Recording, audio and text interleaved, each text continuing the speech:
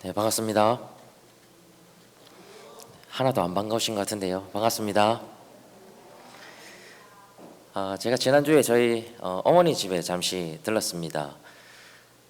자랑은 아니지만 저희 어머니께서 김밥을 참 잘 싸시거든요. 제가 학교를 다닐 때만 해도 학교에서 제법 소풍이나 사생대회 같은 걸 많이 다녔습니다. 그때마다 저희 어머니께서 김밥을 사주시는데 제 친구들이 자기가 싸온 도시락이나 김밥은 안 먹고 제 거를 다 뺏어 먹을 정도였으니까요. 김밥 하나만큼은 정말 기가 막히게 싸십니다.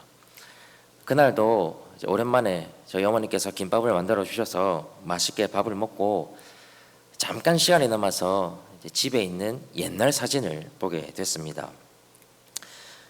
지금 제 둘째가 6살인데요. 제가 6살쯤에 찍은 사진을 이렇게 놓고 보니까 어찌나 닮아 있는지 참 피는 못 속이는구나 라는 생각이 들었습니다. 그렇게 사진을 몇 장을 더 보다가 사진 하나가 제 눈에 들어왔습니다. 초등학교 졸업사진이었는데요. 제가 이 사진을 보는 순간 딱 떠오르는 장면이 하나가 있었습니다.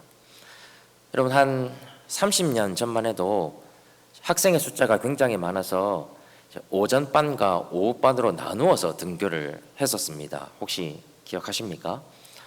일주일은 오전반, 또 일주일은 오후반 그렇게 다녔던 것 같은데요. 그래서 저는 오전반에 이제 걸리면 오전에 학교를 마치자마자 오후에 엄마의 손을 잡고 이제 교회로 갔고요. 오후반에 걸리면 등교 시간에 맞춰서 오전에 교회를 갔다가 오후에 다시 등교를 했습니다. 이게 일종의 하나의 코스가 돼서 한 2, 3년간 그렇게 다녔습니다. 그때는 저는 이제 어렸을 때니까요. 저는 그냥 교회를 막 뛰어다니고 저희 어머니는 조용히 기도하시던 모습이 그 낡은 사진을 보는 순간 딱 기억이 나는 겁니다. 그래서 제가 어머니께 그때가 기억이 나신다고 여쭤보니까 기억이 나신다는 거예요. 너무 좋았던 기억이라고 말씀을 해주셨습니다. 저도 마찬가지로 그때 교회로 가던 길, 교회로 가면서 어머니께서 아이스크림을 사주셔서 그거 먹고 교회로 가던 모습, 교회에서 어머니가 기도하시고 저는 교회를 뛰어다니던 모습, 그게 생생하게 기억이 나고 저에게도 너무 좋은 기억으로 남아 있습니다. 그때는 성경도 잘 몰랐고 예수님에 대해서도 잘 몰랐고 이렇게 목사가 될 거라고는 생각도 못했지만 그저 교회로 가는 것이 좋았고 어머니하고 기도하는 것이 좋았던, 아마도 제 인생을 통틀어서 하나님 앞에서 가장 순수했던 시절이 아닐까라는 생각이 들었습니다. 그래서 지금 이렇게 목사로 부름을 받은 지 10년이 다 돼가지만 그 사진을 보면서 그 시절로 돌아갈 수 있으면 좋겠다. 그 시절 하나님을 향한 순수함, 그 시절의 행복을 다시 한번 누려봤으면 좋겠다는 마음이 제 마음을 사로잡았습니다. 여러분들께서는 어떠세요?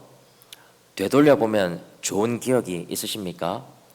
생각만 해도 미소가 지어지고 그때를 추억하면서 한바탕 웃을 수 있는 좋은 기억을 다 가지고 계실 줄로 압니다.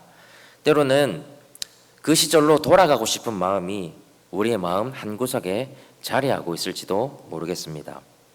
자, 그런데 오늘 말씀을 가만히 살펴보니까요, 우리에게도 좋은 시절이 있고 우리도 그 시절이 기억이 나는 것처럼 하나님에게도 좋은 시절이 있고 하나님께서도 그 시절을 그리워하신다라고 말씀을 합니다. 뿐만 아니라 하나님도 그 시절로 돌아가고 싶어 하십니다. 여러분, 하나님께서 기억하시는 좋은 시절은 언제일까요? 하나님께서 그렇게 돌아가고 싶어하는 좋은 기억은 무엇이겠습니까? 저는 오늘 본문을 읽고 연구하면서 제가 이 질문을 한 번도 던져보지 않았다는 사실에 대해서 조금 놀랐습니다. 왜냐하면 제가 하나님과의 영적인 회복을 늘 간구하고 소망하면서도 그 중심에는 늘 제 자신이 자리하고 있다는 걸 깨달았기 때문입니다. 내가 좋았던 시절, 내가 행복했고 내가 만족했던 시절만 생각했지 하나님이 기억하시고 하나님이 행복해 하시는 시절은 언제인지 묻지도 않았고 관심도 가지지 않았던 것 같습니다. 저는 그렇게 생각을 합니다. 하나님이 기억하는 좋은 시절, 하나님께서도 돌아가고 싶어하는 좋은 기억을 우리도 함께 그리워하고 함께 돌아가려고 마음을 먹는다면 그것이 우리 신앙의 회복으로 충분히 이어질 수 있습니다. 자, 이런 관점으로 오늘은 주신 말씀 안에서 하나님께서 기억하시는 좋은 시절은 언제인지, 또 그 시절로 돌아가기 위해서 우리에게 필요한 것은 무엇인지 함께 고민해보고 은혜를 나누려고 합니다. 먼저 오늘 말씀 2절 한번 보십시오. 우리 2절의 말씀 같이 한번 읽어보도록 하겠습니다. 가서 예루살렘의 귀에 외칠지니라. 여호와께서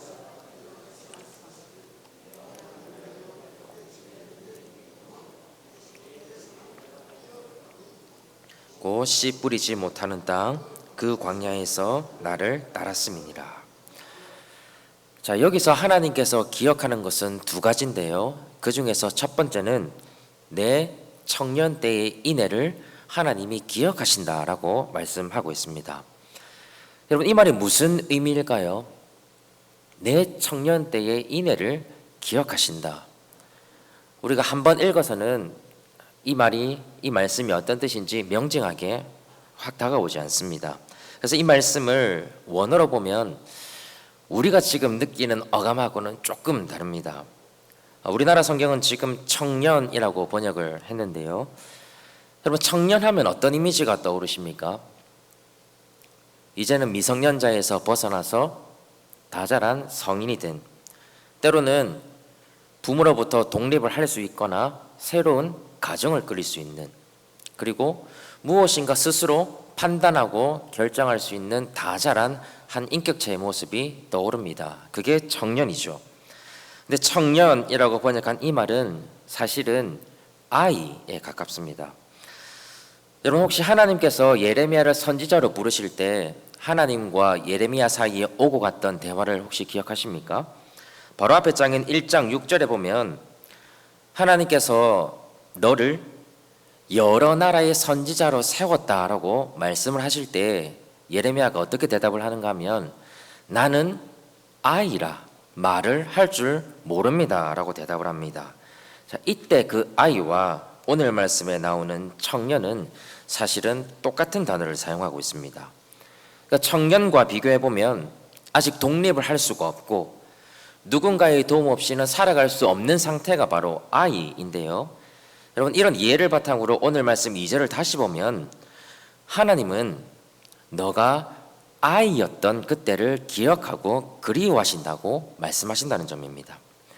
자, 여러분, 이어서 나오는 인애라는 말도 사실은 굉장히 추상적인데요. 조금 더 문맥에 맞게 번역을 해보면 헌신, 의지 이런 뜻을 가지고 있습니다. 그래서 이해하기 쉽게 오늘 말씀 2절을 조금 풀어서 해석을 하면 하나님께서는 너가 어린 아이처럼 나를 의지했던 그때를 기억하신다라고 말씀하고 있다는 사실입니다. 여러분, 하나님께서는 무엇을 좋아하시냐면 하나님의 백성들이 어린아이처럼 하나님을 의지하는 것을 좋아하십니다. 마치 어린아이가 작은 것 하나도 부모에게 의지하는 것처럼 도움이 필요할 때에 오매불망 부모만 바라보는 것처럼 하나님의 백성들이 어린아이처럼 하나님께 의탁하는 것을 즐거워하십니다. 그것이 너무 좋아서 당신의 백성들이 당신께 의지하고 매달리던 그때를 기억하고 계신다는 겁니다. 그런데 여러분, 이스라엘의 문제는 무엇이었습니까? 하나님의 백성인 이스라엘이 이런 어린아이의 모습을 상실해 버렸습니다. 험난했던 광야의 생활과 정복전쟁이 끝이 나고 이제는 어느덧 왕들이 세워지기 시작합니다. 정치 제도가 갖춰지기 시작하고 법률이 제정되고 군대가 세워집니다. 때로는 정치적으로 군사적으로 훌륭한 왕들이 세워져서 다른 나라에게 조언까지 받다 보니까 어느 순간 어린아이처럼 하나님을 의지하던 모습이 사라지고 하나님보다는 군사력을 의지하기 시작합니다. 외교적인 안정을 위해서 다른 나라의 문화를 받아들이다 보니까 어느샌가 하나님보다는 우상을 의지하기 시작합니다. 결국에는 하나님보다 자기의 판단과 자기의 경험과 욕망을 의지하기 시작하고 점점 하나님의 자리를 밀어내 버립니다. 이를테면 이제는 장성해버린 이스라엘이 어린아이처럼 하나님을 의지하는 법을 상실해 버린 것이죠. 그래서 하나님은 오늘 말씀에서 너가 나를 의지했던 그 좋았던 때를 내가 기억한다. 너가 비록 어렸고 지금처럼 나라도 갖추어져 있지 않고 왕도 없고 든든한 군사력도 없었지만 너가 나를 전심으로 의지했던 그 좋았던 때를 내가 그리워한다라고 하나님이 말씀하고 있다는 사실입니다. 여러분, 지금 제 둘째 아이가 6살이라고 말씀을 드렸는데요, 아직 참 손이 많이 갑니다. 혼자서 할 수 있는 것이 그렇게 많지 않고 혼자서 한다고 내버려 두면 제가 나중에 다시 다 해줘야 됩니다. 여전히 많은 것을 부모에게 의지하고 있습니다. 그런데 저녁에 이제 씻을 때가 되면 이 녀석이 자기 혼자서 씻고 싶어 할 때가 있습니다. 이제 누나는 9살이 다 돼서 이제 제법 혼자서 샤워를 할 수가 있는데요, 이제 그 모습을 보고서는 이제 이 녀석도 자기 누나처럼 혼자서 이제 씻고 싶은 거죠. 그래서 어떤 날은 욕실 문 앞에 서가지고 저보고 나가라고 그러고 혼자 씻는다고 난리를 부립니다. 여러분, 보는 입장에서는 참 답답하죠. 가만히 보고 있으면요, 머리는 여기 앞부분만 감고요, 세수는 얼굴에 반만 하고 또 씻다가 거품이 눈하고 코에 들어가서 울고불고 난리도 아닙니다. 그러면 저는 이제 피곤하니까 조금 빨리 씻기고 싶은 마음에 문을 박차고 들어가면 저보고 들어오지 말라고 밀어내고 울고불고 한바탕 소동이 날 때가 있습니다. 여러분, 고작 6살만 되어도 누군가를 의지하지 않으려고 하는 게 인간의 본성입니다. 하물며 저와 여러분은 어떻습니까? 이제는 다 자란 성인이 되었고 신앙생활도 남부럽지 않게 오래 했고 내 나름대로 생각과 주관이 있다 보니까 여러분, 하나님을 어린아이처럼 의지하는 것, 그거 결코 말처럼 쉬운 일이 아닙니다. 여러분, 이 시간에 우리의 삶을 정직하게 한번 점검해 보십시오. 하나님을 예배하고 하나님을 사랑한다 하지만 실상 우리의 삶 속에서 하나님을 의지하지 못한 채로 살아갈 때가 많습니다. 더 적나라하게 이야기하면 하나님을 의지하지 않고 살아갑니다. 이것이 인정하고 싶지 않지만 우리가 살아가는 현실일지도 모르겠습니다. 그렇지만 여러분, 이 시간 저와 여러분이 오늘 말씀 가운데 드러나고 있는 그 하나님의 마음, 내가 어린아이처럼 하나님을 의지했던 그때로 돌아가고 싶어 하시는 그 하나님의 마음을 우리가 오늘 함께 느껴야 합니다. 그리고 하나님께서 돌아가고 싶어 하는 그 시절로 우리가 돌아가려고 마음 먹어야 합니다. 근데 여러분, 중요한 것이 하나 있습니다. 하나님이 원하시는 바는 단순히 우리가 과거에 하나님과 좋았던 어떤 시절로 돌아가는 것이 아닙니다. 그냥 과거로 회귀해 버리는 것이 아닙니다. 오히려 좋았던 그 시절을 지금 기억하면서 우리가 앞으로 살아가는 모든 순간순간을 조금 더 좁혀보면 지금 이 순간을 하나님이 기억하고 싶은 것으로 만들어 가야 합니다. 어린아이처럼 하나님을 신실하게 의지하고 겸손하게 순종해서 하나님께서 더 이상 나의 과거의 어떤 모습을 기억하는 것이 아니라 내가 살아가는 지금 이 순간을 기억하시도록, 그래서 지금 이 순간이 하나님과 우리 사이가 가장 친밀하고 가장 큰 신뢰가 넘치도록 만들어 가야 합니다. 따라서 하나님과 우리의 가장 좋은 시절이 그저 과거의 어떤 시점에 머물러 있는 것이 아니라 늘 지금 이 순간이 될 수 있도록 우리는 우리의 장성함을 내려놓고 기꺼이 하나님 앞에서 어린 아이가 되기를 주저하지 말아야 한다는 의미입니다. 자, 그렇기 때문에 오늘 저와 여러분들이 다시 한번 하나님을 의지하는 이런 어린아이의 모습을 회복하기 위해서는 우리가 하나님 대신 의지하고 있는 많은 것들을 내려놓아야 합니다. 이사야 2장 22절 이렇게 말씀을 합니다. 너희는 인생을 의지하지 말라. 그의 호흡은 코에 있나니 셈할 가치가 어디 있느냐. 여러분, 혹시 의지하고 있는 사람이나 인맥이 있습니까? 결코 우리의 인생을 돕지 못합니다. 잠언 3장 5절도 이렇게 말씀을 합니다. 너는 마음을 다하여 여호와를 신뢰하고 내 명철을 의지하지 말라. 혹시 뛰어난 학력과 지혜와 지식을 의지하고 계십니까? 그것이 우리의 인생을 돕지 못합니다. 잠언 11장 28절은 자기 재물을 의지하는 자는 패망한다라고 기록을 하고 있습니다. 혹시 여러분들이 재물과 부유함을 소망하고 의지하고 계십니까? 다 내려놓으시고 빈손으로 하나님을 의지하셔야 합니다. 성경은 하나님을 의지하는 자들에게 주시는 축복도 많이 기록하고 있습니다. 시편 115편 9절은 이렇게 말씀을 합니다. 이스라엘아, 여호와를 의지하라.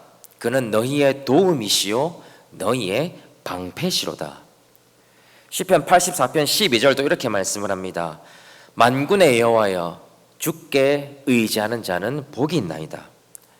잠언에는 하나님을 의지하면 풍족하게 될 것이고 안전할 것이고 복이 있다고 한결같이 말씀하고 계십니다. 여러분, 하나님께서는 우리가 아무것도 의지하지 않고 빈손으로 하나님 앞에 나오는 것을 원하고 계십니다. 그래서 우리의 빈손이 하나님으로 채워지기를 바라고 계시는 것입니다. 그렇게 어린아이처럼 하나님을 전적으로 의지하고 하나님께 소망을 둘 때에 하나님은 우리가 과거에 하나님을 뜨겁게 의지했던 그때를 더 이상은 그리워하지 않으시고 지금 우리가 하나님과 신실하게 동행하는 지금 이 순간을 기억하시고 이 하루를 기뻐하실 줄 믿습니다. 이 시간에 간절히 소망하는 것은 이 자리에 계시는 모든 분들이 내가 의지하던 것 다 내려놓으시고 어린아이처럼 하나님만을 의지하시는 귀한 인생이 다 되시기를 주님의 이름으로 간절히 소망합니다. 두 번째로 하나님께서 기억하시고 그리워하는 것은 내 신혼 때의 사랑입니다. 여러분, 얼핏 보면 쉽게 납득이 되는 말입니다. 그러면 신혼 때의 뜨거운 사랑을 그리워하지 않는 사람이 누가 있겠습니까? 우리도 그냥 하나님께서 신혼이라는 이미지를 끌어오셔서 그런 뜨거운 사랑을 그리워하시나 보다 이렇게 이해하기가 쉽습니다. 근데 조금 당황스러운 것은요, 하나님께서 이 신혼 때의 사랑을 어디와 지금 연결시키고 있는가 하면 광야와 연결시키고 있다는 점입니다. 여러분, 이스라엘의 광야 시절을 어떻게 기억하고 계십니까? 오늘 말씀 2절은 이 광야를 씨를 뿌리지 못하는 땅이라고 표현을 합니다. 여러분, 뒤로 가서 예레미야 2장 6절을 보면 광야는 사막과 구덩이의 땅, 건조하고 사망의 그늘진 땅, 사람이 그곳으로 다니지 아니하고 그곳에 사람이 거주하지 아니하는 땅입니다. 여러분, 그런 땅에서 이스라엘은 정처 없이 유랑생활을 했고 불안정하고 험난했던 세월을 보냈습니다. 그야말로 혼란의 시기였습니다. 게다가 하나님의 편에서도 보면 광야 생활은 그다지 만족스럽지 않습니다. 여러분, 이 광야 생활은 하나님을 향한 불평으로 출발했습니다. 출애굽 이후에 처음 만난 난관인 홍해 앞에서 이스라엘은 자신들의 불평과 불만을 하나님 앞에 원색적으로 쏟아냅니다. 어떻게까지 이야기하는가 하면 애굽 사람을 섬기는 것이 이 광야에서 죽는 것보다 낫다고까지 이야기합니다. 이것은 하나님을 모욕하는 것과 다르지 않습니다. 그럼에도 하나님께서는 홍해를 가르시고 다시 이스라엘을 인도해 나가십니다. 그런데 이런 홍해의 기적을 본 지 얼마 되지도 않아서 물이 쓰다고 불평을 하고 고기가 없다고 불평을 하고 시내산에 올라간 모세가 내려오지 않는다고 금송아지를 만들고 약속의 땅인 가나안 땅을 정탐한 이후에는 또다시 애굽으로 돌아가자고 이야기를 합니다. 그래서 수많은 사람들이 징계를 받고 죽기도 합니다. 여러분, 이게 우리가 기억하고 있는 광야 시절인데 어떻게 하나님께서는 그 광야 시절이 이스라엘과의 신혼이었다고 말씀하고 계실까요? 이스라엘의 불평과 불만, 때로는 하나님에 대한 의심으로 가득 차 있던 그 시절을 하나님은 어떻게 기억하고 그리워한다라고 말씀할 수 있겠습니까? 여러분, 우리가 이 광야를 조금 다르게 볼 필요가 있는데요. 이 광야 시절은 사실 하나님과 이스라엘이 가장 가깝게 지냈던 시절이었습니다. 하나님께서 그들의 진중에 함께 하셨고 함께 이동하셨습니다. 불기둥과 구름기둥으로 그들의 울타리가 되어주셨고, 하나님께 기도하면 반석에서 물이 나왔고 하늘에서 만나가 내렸습니다. 비록 정착할 수도 없고 씨를 뿌릴 수도 없고 결실과 수확을 기대할 수 없는 척박한 땅이었지만, 이스라엘은 그 광야에서 오직 하나님의 도우심만을 사모하고 간구했습니다. 다시 말하면 이스라엘에게는 하나님을 전부로 여기고 하나님을 따랐던 시기가 바로 광야 시절이었다는 점입니다. 여러분, 이게 오늘 말씀이 말하는 신혼을 이해하는 핵심이 되는데요. 저는 이제 결혼한 지 햇수로 10년이 됐습니다. 신혼이라고 하기에는 조금 오래된 것 같고, 그렇다고 오래됐다고 말하기에는 번데기 앞에서 주름 잡는 것 같습니다. 여러분, 저도 신혼 시절에는 지금은 그렇게 하지 않지만요, 옷을 사도 커플티로 사서 입고요, 어디 놀러 갈 때는 신발도 그렇고 양말까지도 똑같은 거 신었습니다. 여러분, 앞으로 두 사람 앞에 어떤 어려움과 장애물이 있을지 그 생각보다는 그냥 함께 있는 것이 좋았습니다. 어찌 보면 이 신혼은 서로가 서로에게 전부인 시절 아니겠습니까? 하나님과 이스라엘도 마찬가지입니다. 비록 그 광야에서 이스라엘 하나님을 원망하기도 하고 하나님의 마음을 아프게도 했지만, 그 시절만큼 하나님과 이스라엘이 친밀하게 지낸 적이 없었습니다. 그 시절만큼 이스라엘이 하나님을 사모하고 하나님을 따랐던 적이 없었습니다. 그래서 광야는 이스라엘에게 있어서 하나님이 전부였고 하나님을 가장 가깝고 친밀하게 따랐던 시절이었기 때문에 하나님은 그 광야를 두고 내 신혼 때의 사랑이었다고 말씀하고 계신다는 사실입니다. 여러분, 이런 의미를 종합해 보면 우리가 여기서 한 가지 꼭 짚고 넘어가야 할 것이 있습니다. 그것이 무엇이냐면, 우리가 오늘 본문에 등장하고 있는 이 신혼이라는 말을 그저 신앙적인 뜨거움이나 하나의 좋았던 감정처럼 여겨서는 안 된다는 사실입니다. 어떤 신혼 때의 즐거움, 기쁨, 행복, 이게 아니라 아무리 힘들고 괴로운 상황이 우리에게 닥친다고 하더라도 우리가 하나님을 신실하게 따르고 의지하면서 하나님을 우리의 전부라고 고백할 때, 우리가 딛고 경험하는 곳이 비록 광야와 같더라도 그 삶의 자리는 하나님과 우리의 신혼으로 변화될 수 있다는 점입니다. 여러분, 제가 최근 한 3년간 유학을 준비하고 또 어렵게 갔다가 다시 돌아오는 과정을 거치면서 제가 경험했던 하나님은 물론 늘 은혜 가운데 저와 함께 하시는 은혜로우신 하나님이셨지만, 한편으로 저에게는 하나님 참 인색하시고 냉담하신 하나님이셨습니다. 제가 1년의 과정을 다 설명드릴 수는 없지만 제가 계획하고 구상했던 일들이 다 어그러지고 제가 보기에는 가장 적절하고 좋은 길들이 다 막히기 시작하고 늘 벼랑 끝으로 밀어붙이시고 그저 숨통이 트일 정도로만 은혜를 베풀어 주신다는 생각을 참 많이 했습니다. 그래서 시편 44편에서 시편 기자가 고백하는 것처럼, 왜 하나님 저에게는 얼굴을 가리고 계시는지, 왜 주무시는 것처럼 저에게는 은혜를 베푸시지 않는지 답답하기도 하고 참 울기도 많이 울었습니다. 아마도 비슷한 경험을 다 해보셨을 텐데요, 나는 정말 하나님이 최후의 보루인데 하나님께서 차갑게 외면하는 것 같은 그런 상황 속에서 하나님 앞에 참 원망이 들기도 하고 하나님 앞에 따져 묻기도 했습니다. 근데 제가 오늘 설교를 준비하면서 그건 제 삶을 이렇게 한번 돌아보니까요, 제 삶이 너무나도 혹독한 광야 같았지만 또 이만큼 하나님과 가깝게 지낸 적이 없다는 걸 느끼게 됐습니다. 그러면서 동시에 저의 삶이 제가 느끼기에는 광야 같았기 때문에 괴롭고 힘들고 척박한 환경만 보였지, 그 가운데서 저와 늘 함께 하시고 저의 기도를 들어주시고 마치 아무것도 일어나지 않는 것 같은 상황 속에서도 저를 위해서 늘 일하고 계시는 그 놀랍고 위대하신 하나님을 제가 보지 못했다는 걸 깨닫기 시작했습니다.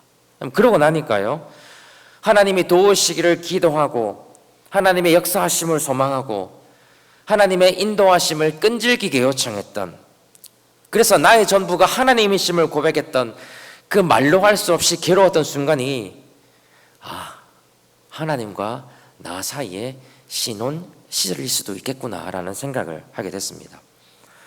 여러분, 하나님과의 신혼 시절이 무조건 행복이나 즐거움을 보장하지는 않습니다. 하나님을 나의 전부로 여긴다고 해서 모든 문제가 해결되는 것도 아닙니다. 하나님이 나의 전부임을 고백하고 전심을 다해서 하나님을 의지해도 때로는 하나님의 침묵을 경험할 때가 있습니다. 그렇지만 내 눈에 보이지 않는다고 해서, 내 귀에 들리지 않는다고 해서, 내 손에 거머쥘 수 없다고 해서 하나님의 은혜가 사라지는 것은 아닙니다. 하나님은 늘 가장 좋은 때에 가장 좋은 것으로 우리에게 은혜를 베푸시는 선하고 인자하신 하나님이시기 때문입니다. 따라서 우리가 하나님을 나의 전부로 여기고 그 하나님을 따라가야 하는 이유는 그래야만 우리가 복을 받기 때문이 아니라 하나님이 그걸 기뻐하시기 때문이고, 하나님을 기쁘시게 하는 일이 부르심을 받은 우리들의 본분이기 때문입니다. 제가 설교를 준비하면서 저 스스로에게 질문을 한번 던져봤습니다. 다른 것 다 없어도 하나님 한 분만으로 만족할 수 있을까? 내 눈앞에 또다시 광야와 같은 삶이 펼쳐진다고 하더라도 하나님을 신실하게 따라가면서 나는 그곳을 하나님과 나의 신혼 시절이라고 고백할 수 있을까? 여러분들께서는 어떻게 답을 하시겠습니까? 다른 것 다 없어도 내 남편과 내 아내만 있으면 행복했던 그 신혼 시절처럼 다른 것 다 없어도 하나님만 있으면 행복해하고 하나님 한 분으로 만족하는 이런 신실한 마음을 우리가 다시 회복해야 하지 않겠습니까? 그럴 때 우리의 삶이 광야 한가운데 있다고 하더라도 우리는 그곳을 하나님과의 신혼으로 여길 줄 아는 믿음의 성숙을 이루어낼 수 있습니다. 사랑하는 여러분, 오늘 이 시간에 하나님을 나의 전부로 삼고 하나님 한 분으로 만족하기를 시작하십시오. 그곳이 어디든 하나님과 우리 사이에 가장 친밀한 신혼 시절이 다시 시작될 것입니다. 제가 좋아하는 찬양 중에 나에만 받으소서라는 찬양이 있습니다. 제가 음정 박자만 좀 맞출 줄 알면 한번 부르고 싶은데요, 듣는 분들이 힘들어하셔서 참겠습니다. 가사가 이렇습니다. 나에만 받으소서, 오셔서 주님의 처소 삼으소서, 나의 전부이신 주여 내 마음을 받아주소서. 제가 설교를 준비하면서 이 찬양을 계속해서 반복적으로 듣는데요, 이 가사가 얼마나 은혜가 되는지 모릅니다. 나의 전부이신 주님, 나의 전부이신 주님, 내 마음을 받아주십시오. 오늘 이 자리에 하나님과의 신혼 시절을 회복하고 싶은 분이 계시다면 마음속으로 이 고백을 함께 나누기 원합니다. 나의 전부이신 주님, 내 마음을 받아주십시오. 이 고백으로 하나님을 의지하고 따르기로 결심하셔서 하나님과의 다시 한번 친밀한 신혼 시절을 회복할 수 있는 저 여러분들이 다 되시면 좋겠습니다. 이제 말씀을 맺겠습니다. 하나님은 두 가지를 기억하고 그리워하십니다. 우리가 어린아이처럼 하나님을 의지했던 그 시절, 그리고 우리가 하나님을 나의 전부로 여기고 하나님을 따르던 그 시절을 하나님은 그리워하고 기억하신다고 말씀하고 계십니다. 따라서 우리가 지금 이 순간부터 하나님을 전적으로 의지하고 하나님을 따르기 시작하면 하나님과 우리 사이의 최고의 순간이 바로 지금 이 순간이 될 수 있습니다. 하나님과 우리가 서로가 서로를 기억하고 신혼 시절처럼 하나님과 우리가 서로를 뜨겁게 사랑하는 세상이 줄 수 없는 큰 기쁨과 행복이 우리를 둘러 덮을 것입니다. 하나님 앞에서 어린아이가 되는 것, 하나님을 나의 전부로 여기고 하나님을 신실하게 따르는 것, 이 두 가지를 꼭 기억하시고 다시 하나님과의 신혼 시절을 시작하십시오. 하나님은 이미 여러분들을 기다리고 계십니다. 이 사실 잘 기억하셔서 우리에게 남아있는 신앙생활, 주님이 다시 오시는 그날까지 하나님과의 신혼으로 살아갈 수 있는 저와 여러분들이 다 되시기를 주님의 이름으로 간절히 축복합니다.